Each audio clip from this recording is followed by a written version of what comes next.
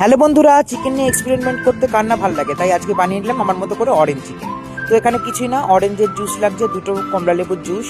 এখানে মশলা একদমই অল্প, একটা গোটা পেঁয়াজ নিয়েছি, কাঁচা লঙ্কা নিয়েছি, বেশ মুঠো মুঠো করে রসুন নিয়েছি আর গোলমরিচ।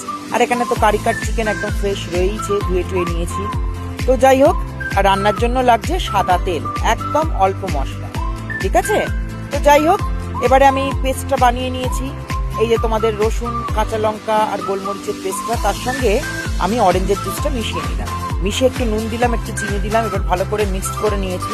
মিক্স করে নিয়ে এবার আর কিছুই না, চিকেনটার সঙ্গে একটু ভালো করে ম্যারিনেট করতে হবে। মিক্স করা হয়ে গেছে, চিকেনটাকে ভালো করে ম্যারিনেট করে আমি অন্তত আধ ঘন্টা থেকে 1 ঘন্টা রেখে দেবো। যত ম্যারিনেট করবে তত ভালো লাগে। আর আমাদের এই যে মশলা ধোয়া জলটা রয়েছে, চিকেনও ম্যারিনেশন হয়ে গেছে। এবার এটাকে জাস্ট রেখে দেওয়ার পালা, সুন্দর করে ফ্রিজে রেখে দেবো।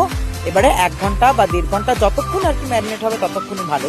এই যে ফ্রিজে রেখে দিচ্ছি ম্যারিনেট করে। এবার 1 ঘন্টা পরে আমি রান্নাটা করব। এবার আমি চলে এসেছি, কড়া ধুয়ে নিয়েছি, কড়ার জলও শুকিয়ে গেছে। এবার এতে পরিমাণ মতো তোমার সাদা তেল দিয়ে দেবো। এই রান্নাটা যেহেতু অরেঞ্জের ফ্লেভারটা মেন, এখানে সাদা তেলই ভালো। আর মশলায় খালি গোটা গরম মশলা ফোড়ন, ঠিক আছে, এলাচ, দারচিনি আর তোমার লবঙ্গ।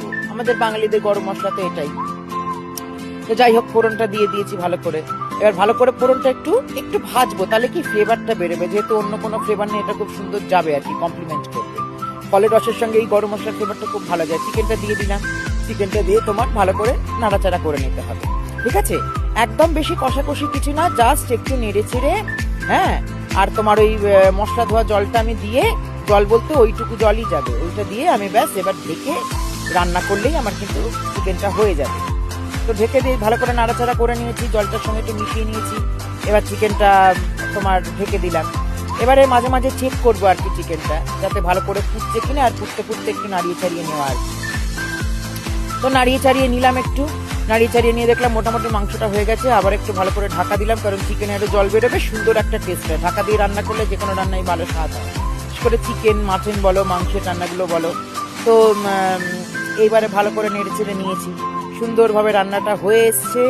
আমাদের চিকেন কিন্তু অরেঞ্জ চিকেন কমপ্লিট। দেখছো তেলও ছেড়ে দিয়েছে মোটামুটি, একদম কিন্তু কষা নয়, কিছু নয়, ভাজা নয়। এবার সুন্দর কিন্তু শীতকালে এবারে হালকা হালকা খাবার, হালকা গোলমরিচের স্বাদে অরেঞ্জ চিকেন একেবারে আমার মতো করে দারুণ করে করে নিলাম, ঠিক আছে। তোমরাও তোমাদের মতো করে চিকেনটাকে করতে পারো, কিছু অ্যাডও করতে পারো। তবে আমার মনে হয় যত সিম্পল রাখবে অরেঞ্জের টেস্টটা তত পাবো।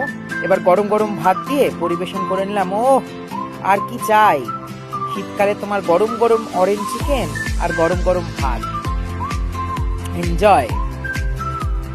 যাই হোক, ভালো লাগলে লাইক করো, আমার চ্যানেলটাকে ফলো করো এবং প্রচুর প্রচুর প্রচুর শেয়ার করো। আর কেমন লাগলো অবশ্যই জানাও।